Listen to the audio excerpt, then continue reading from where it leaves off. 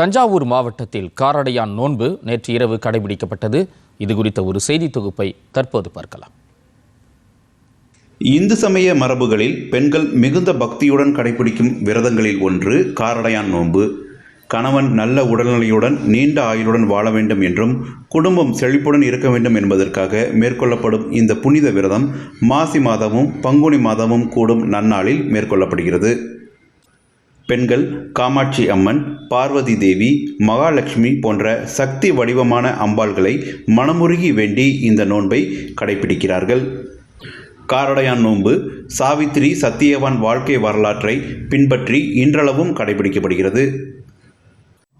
தஞ்சாவூர் மாவட்டத்தில் சிறப்பாக கடைபிடிக்கப்படும் இந்த நோன்பு தினம் அன்று பெண்கள் காலை முதல் உணவு உண்ணாமல் விரதம் இருந்து பல்வேறு பதார்த்தங்களை செய்து சக்தி வடிவமாக உள்ள அம்பாளை வணங்கி விரதம் மேற்கொண்டனர். நமஸ்காரம்.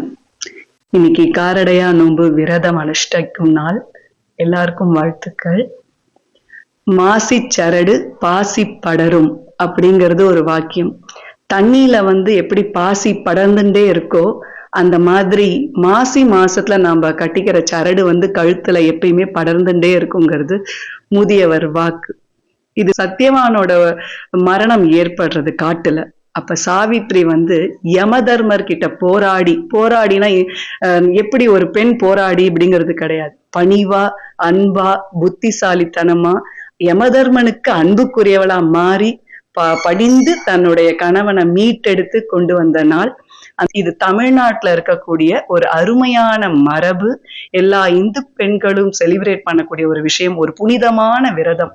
கணவர்மார்களுக்கு, நம்ம வீட்டுல இருக்கிறவங்க எல்லாருக்குமே எந்த ஒரு ஆரோக்கிய கோளாறும் வராமல் நீண்ட ஆயுளோட குடும்பம் சந்தோஷமாக இருக்கும். இன்னைக்கு நிலைமைக்கு நாட்டுக்கு சந்தோஷம் தானே முக்கியம், அமைதி தானே முக்கியம்.